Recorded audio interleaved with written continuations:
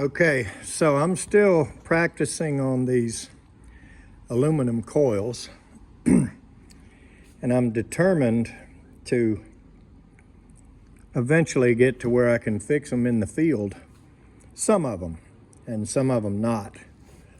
So I'll show you a couple of these, and we're gonna try to fix one here.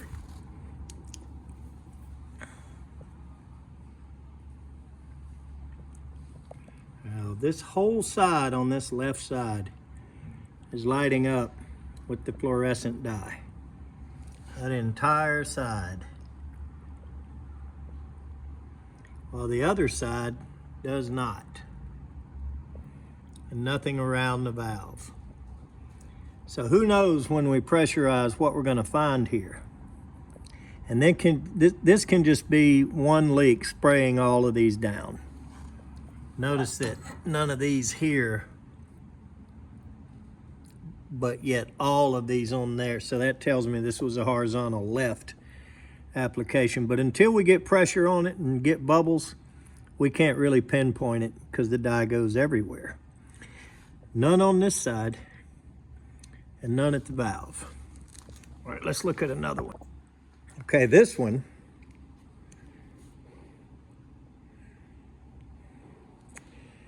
got none up this side,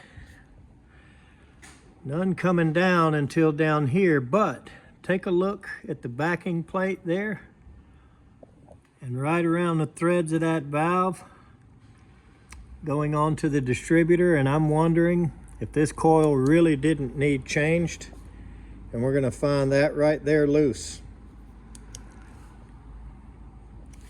And I'm almost willing to bet that that's all it is, and it's sprayed all over the plate back there and all over these U-bends. But I'm not gonna touch that. We're gonna weld these closed, put a bunch of pressure on it, and see where it's at. So let's try that one first. Is the video gonna come out soon then? Yep. Sounds good. Thanks for the check. Any advice for the coming year after 2 years? Anything you wanna? It's a little different from totally having weekly number checkups. Yeah. You got any strategy or advice or anything? I'll think about it. I know what you were thinking. Like, you're not gonna listen anyway. Is that what you're thinking? That's exactly what I was thinking. Ah, you get to do it again. All right, man.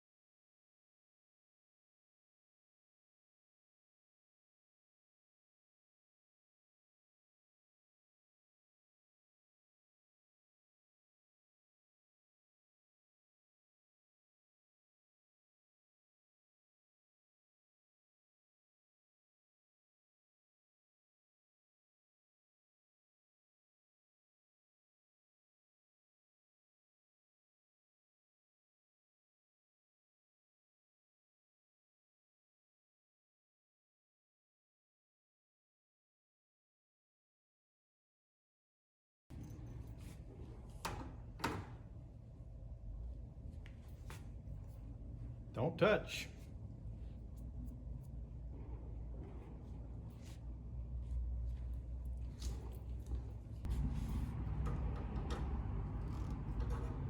So,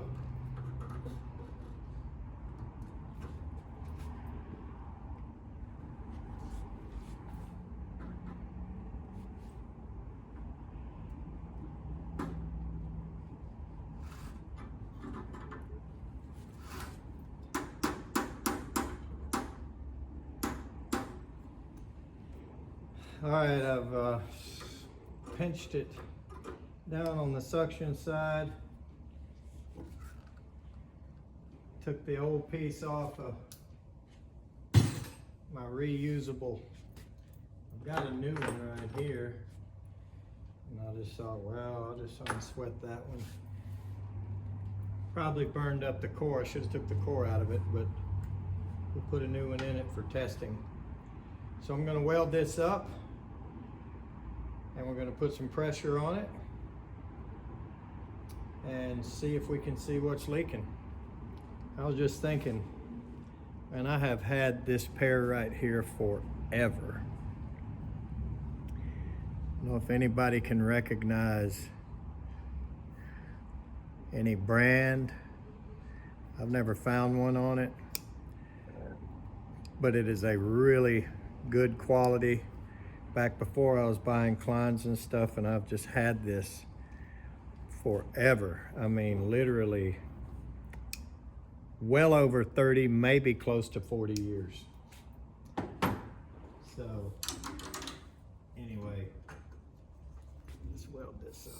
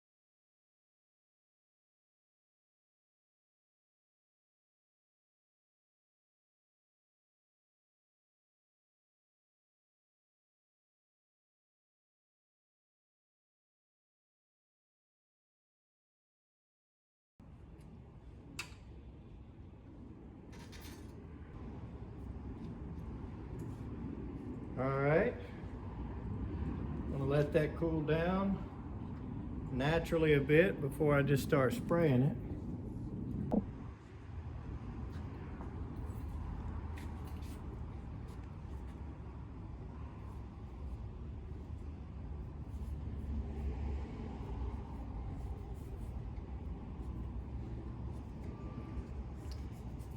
Wet rag. So that brings to my memory,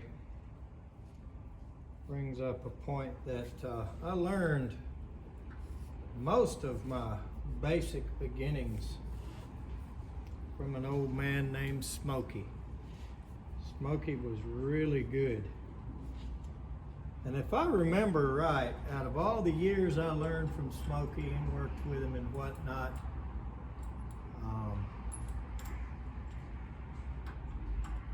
I really only ever taught him anything one time. Well, look at that. It didn't even burn the seat up. Yeah, it did when you push it open. Shot. So anyway, one time I taught Smoky something he was doing wrong. He would keep he had a little metal aluminum tin cup with water in a rag, and I always thought he was keeping it around for safety purposes, but he would weld and then almost immediately put it on there and cool it down, and he thought he was making his weld better that way. And I said, you realize you're tempering the material that way? And he's like, what, boy? I said, you're tempering it, you're making it brittle where it'll crack. So obviously after it's cooled off a good bit, you know, cooling it fast isn't going to hurt it.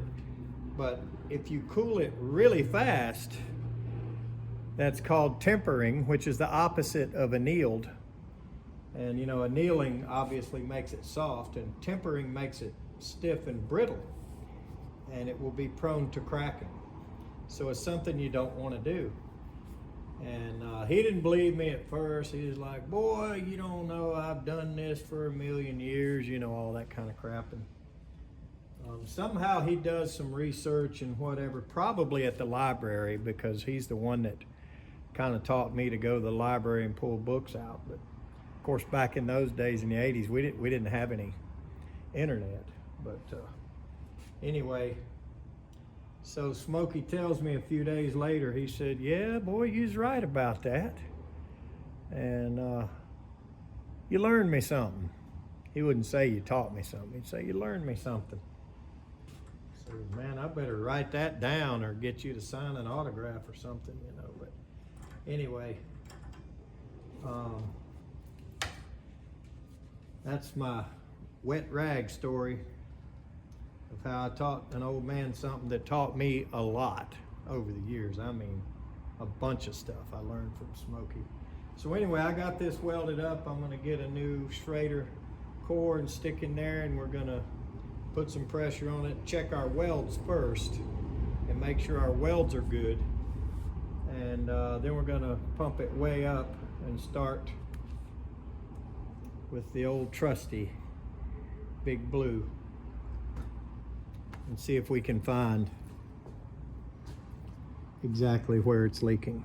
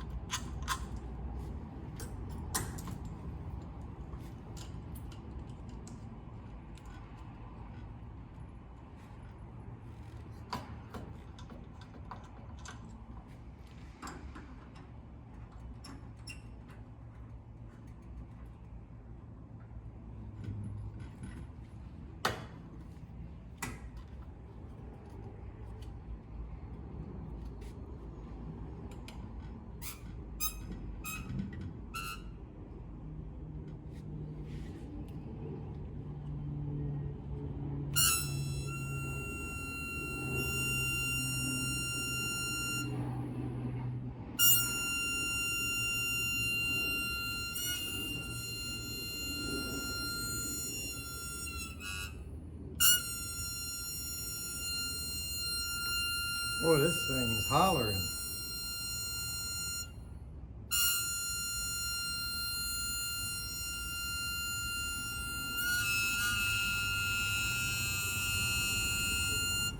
It's a brand new gauge I've never used before. It came in a set of something I bought from somebody. All right, there's a little over 200. I used to go by needle widths, about a needle width above 200.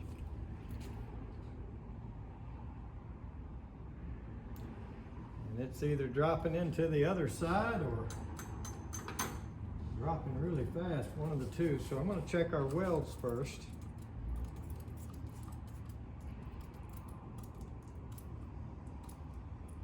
Make sure they're okay.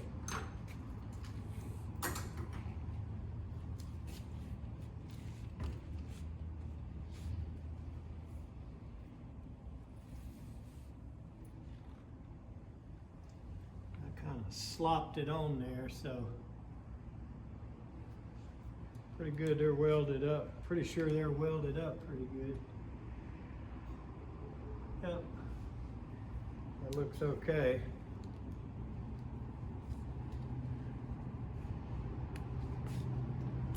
Let's get a little more in there. Let's get this thing jacked way up.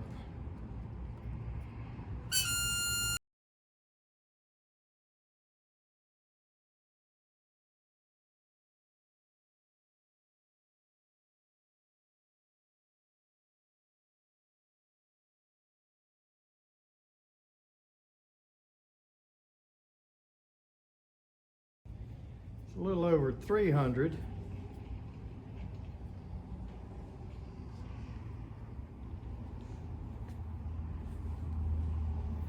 Couple of needle widths above 300 there. Let's get the gauge out of our way. Brand new hoses, so of course it stayed. Wish these worked all the time as well as they do when they're brand new.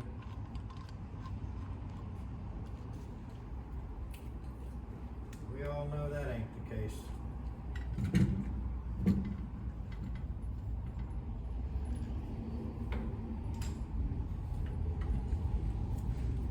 Alright, so I'm going to turn this from stream to spray.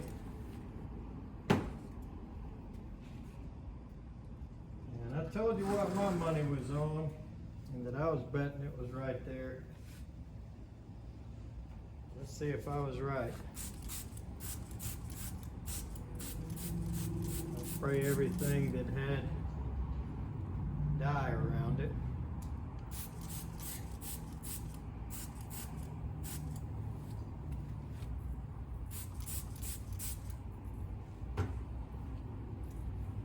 And then I'll see if I can pinpoint. Yep, that was quick. And I've seen that one other time. One of my other YouTube friends, guy up in Tennessee, John, he's a good fella. He had one doing this. And it's just the valve. And I'm willing to bet that's the only leak and that it just sprayed it all over these. But I'll tell you how we're going to find that out. We're going to try to tighten that up and see if that, I think John's though, his was cracked, like the cap itself was cracked.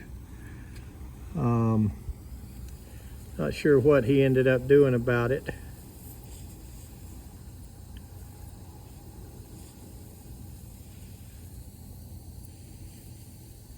It looks like it's leaking around the back there worse than right here. But so we're going to try and crank this down and see if we can fix it just by tightening it.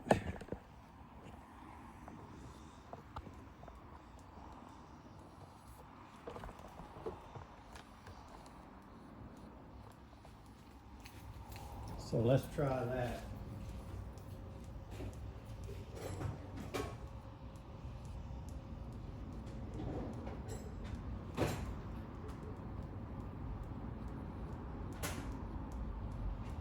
And I used to know what size that big nut is.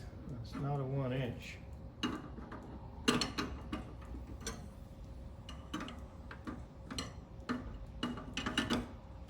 Wind up with channel locks.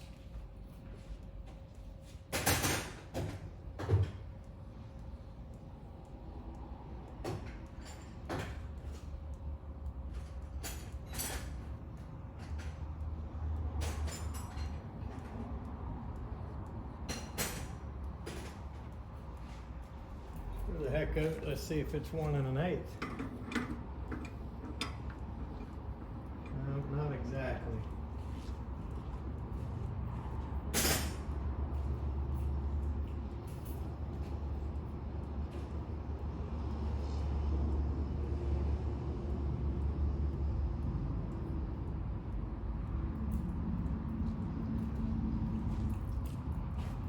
Pretty obvious.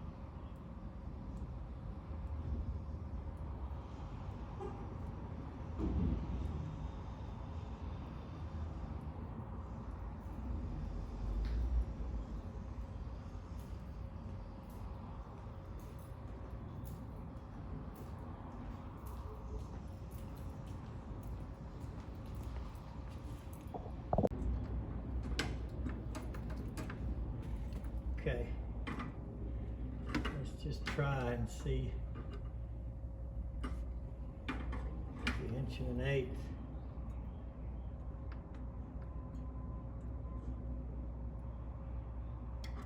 Well, it turned it quite a bit.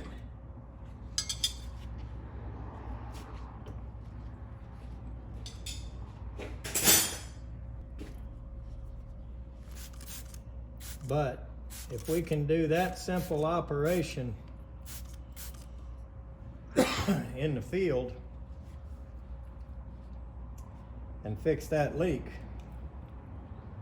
I'd say that is an advantage. Let's look a little closer. Okay.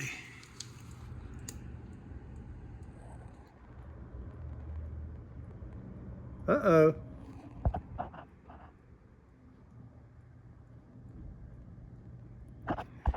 Is there a crack in that cap too? There sure is. And did we just crack it?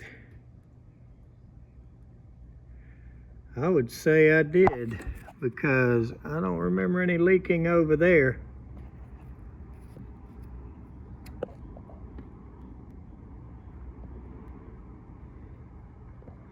But you can see the crack leaking in 2 places.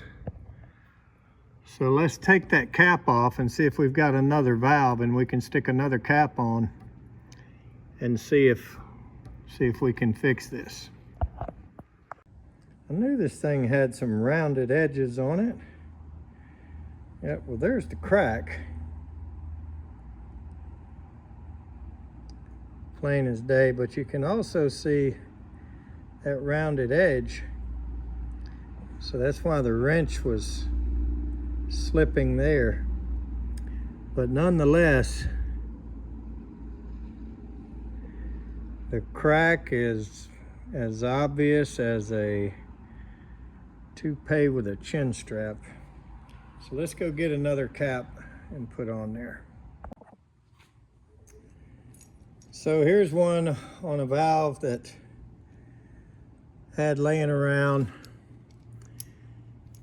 Took it out of a coil for whatever reason, but the cap should be fine. So let's take that off, and let's not crack it, and put it back on here.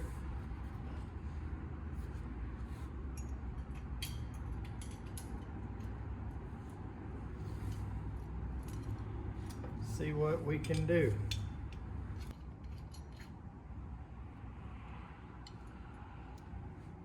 All right.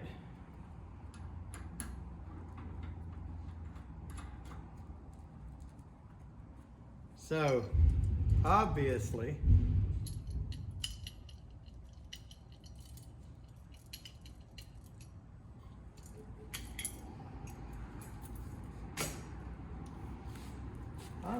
there's an amount of torque that works well here that I exceeded. So let's try not to do that again.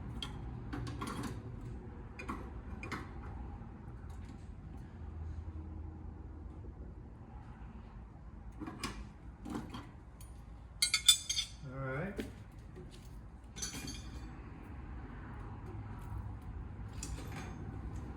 So I cranked it. It's not near as hard.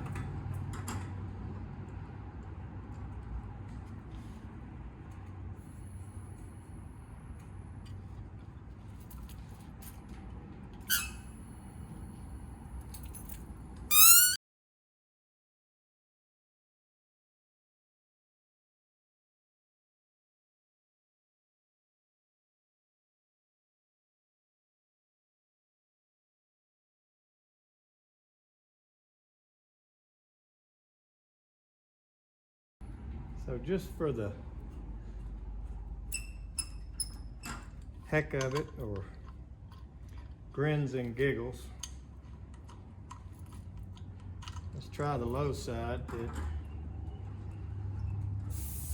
would be designed for charging, although all of these I've seen in pieces. I've never seen any indication that one would be different than the other, but nope, it's screaming too, so something to do with the refrigerant side of the input here.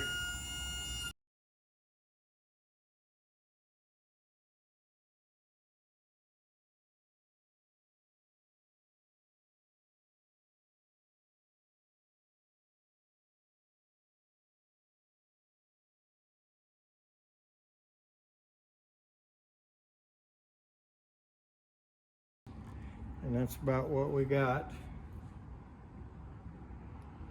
Looks like we got about 310 there. So let's get this out of the way. And we'll check two things overnight. Overnight, we're going to be testing this brand new gauge and its hoses and all of its fittings. And just see if that says 310 or that's about 308 or 9. See if it stays overnight.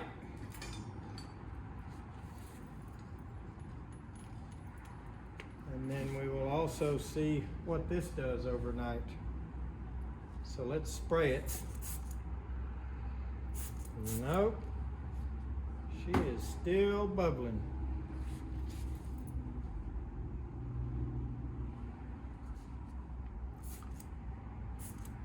Right out of the threads too.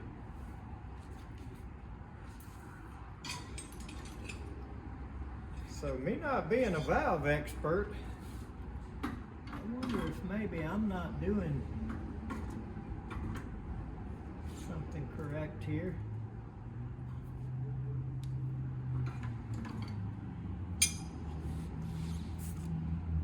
I'm not going to be real aggressive. I turned it about a 1/16 of a turn there.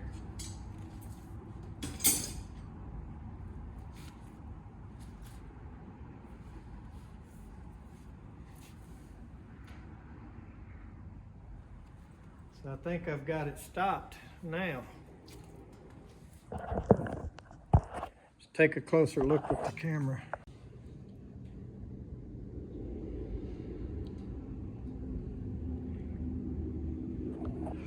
Looking pretty good. Okay, so now that I think I've got it, I'm going to see how much we lost in that little bit of bubbling, and it was very little.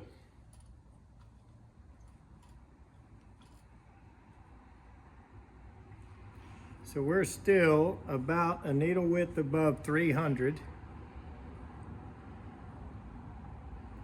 on about 302 or 3, not quite 305, not quite in the middle of those two marks.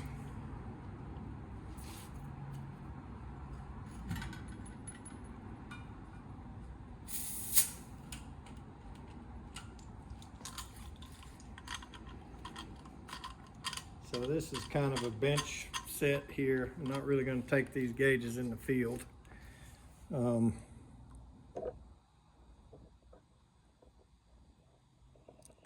you can see where it's at. Just a hair over 300. So anyway, I am going to disconnect these and just kind of get a test on everything here.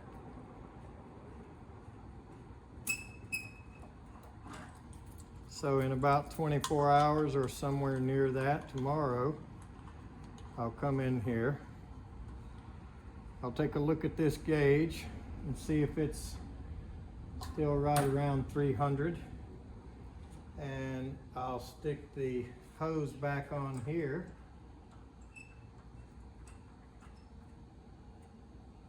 And see if this coil still has a leak.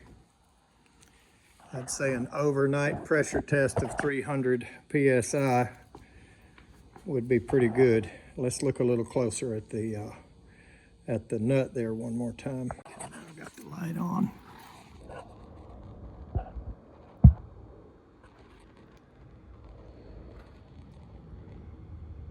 I'd say we got it fixed, if that's the only leak. Now, I did not go over it all real well, even though I did spray it all. But I'm a believer that there's usually one problem at a time. Now, anything can happen. You know, and there can be multiple leaks on one coil or on one anything. You know, any problem can, you know, there's no necessary precision equation for failure of mechanical devices, but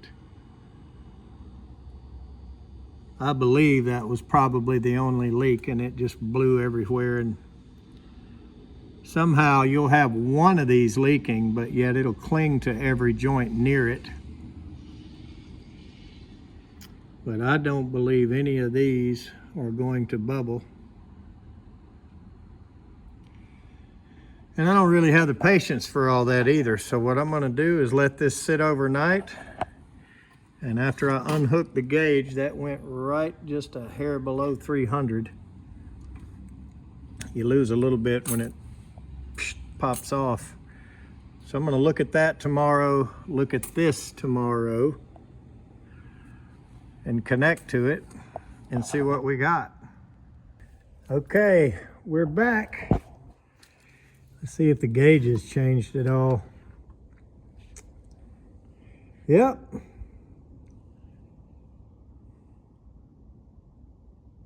So the gauge itself, or the hoses or something, lost about 50 psi.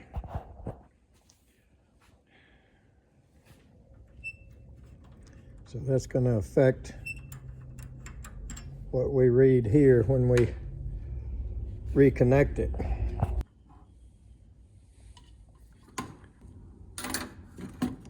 See what happens.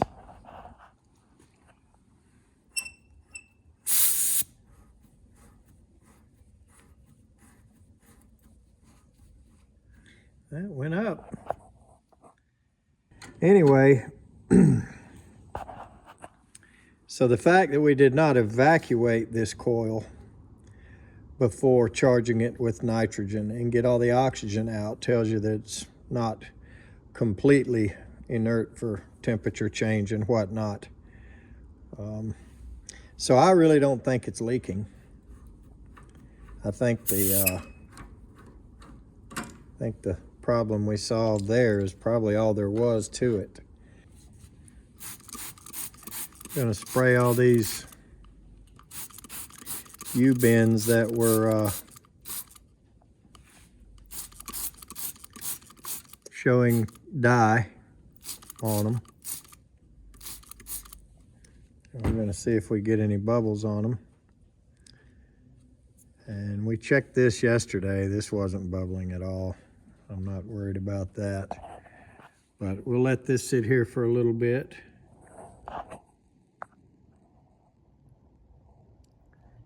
And then we'll examine each and every one of these that had the dye on it. Now, it's probably just dye that sprayed over there, as we could see.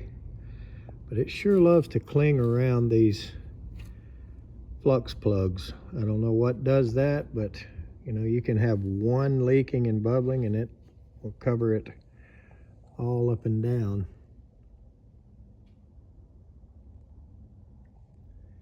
Let's give that a minute to sit there and then go over it really carefully.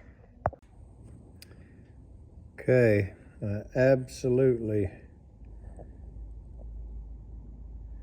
do not believe that any of these have any leaks on them.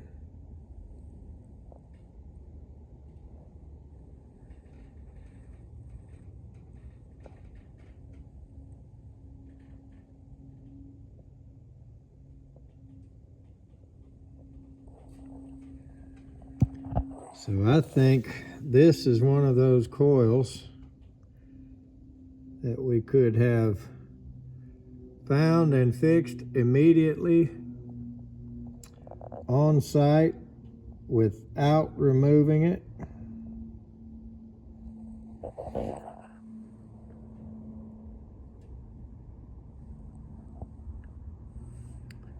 So this is definitely one that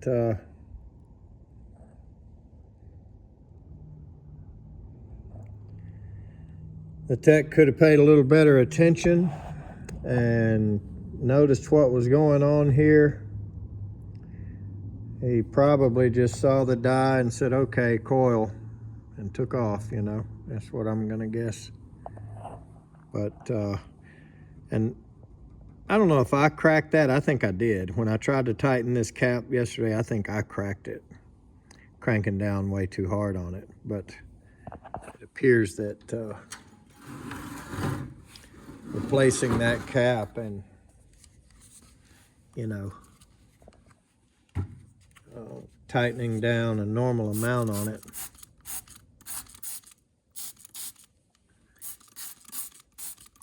it appears that that has fixed it.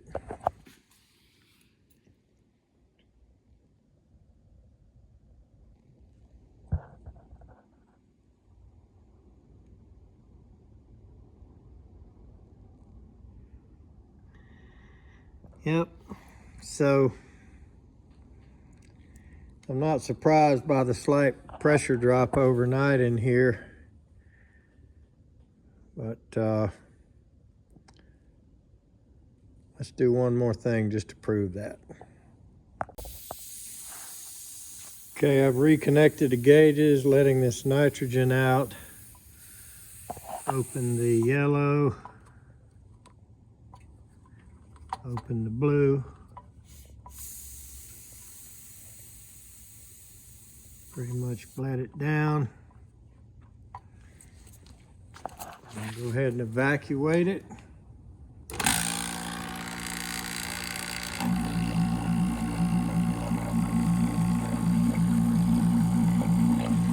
We're not going to use a micron gauge or any of that.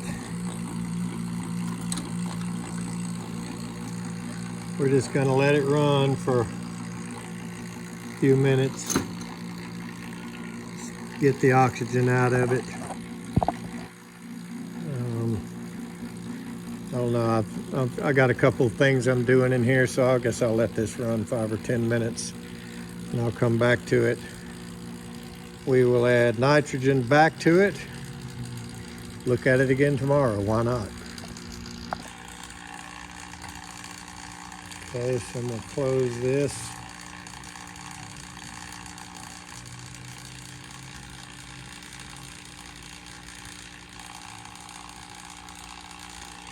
Turn the pump off and hook the nitrogen up.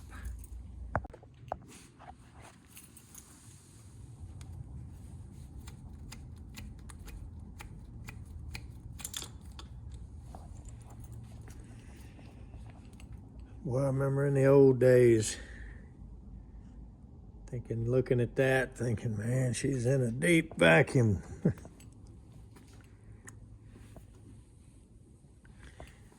And we did do, you know, decay tests back then. In other words, we did close our gauges all up and see if it would hold it. And so what we're gonna do now is I'm gonna actually purge this yellow hose. Not that hard.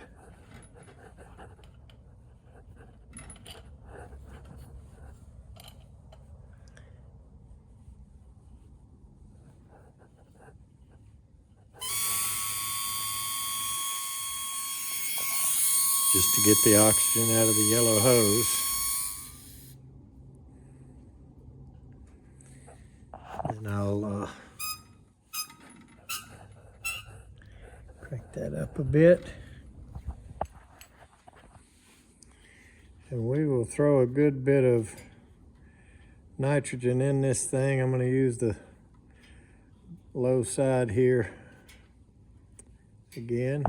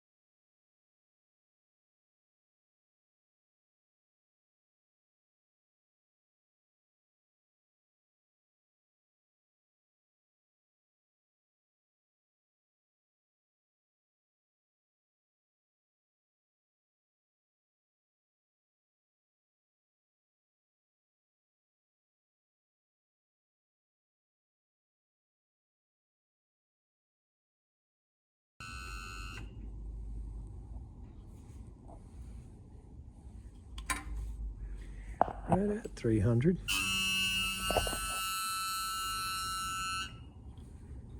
There we go, a little over it.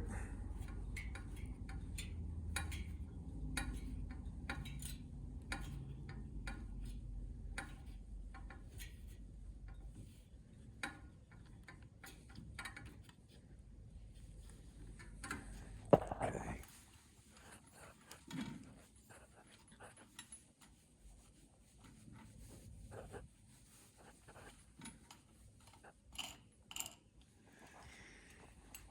All right.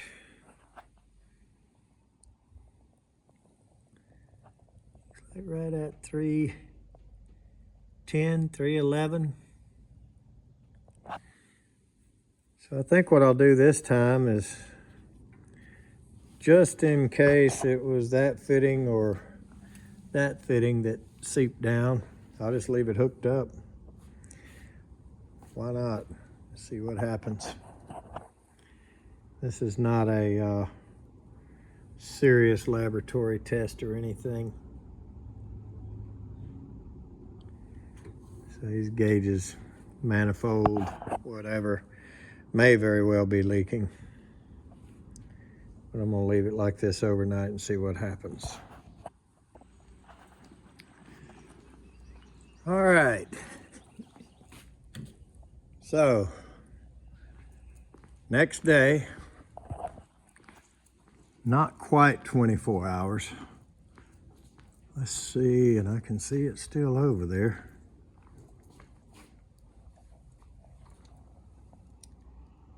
Oh yeah.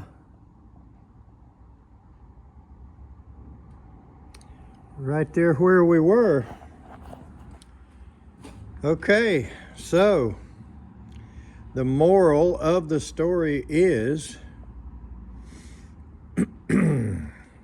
do a better job and try to fix them in the field.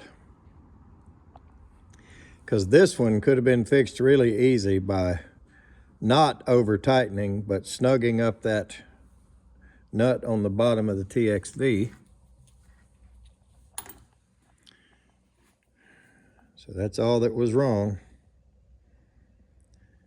But some of them can be fixed by soldering up with these new products that we've got. I'm gonna try that one or that one next. So let's get it up here on the bench and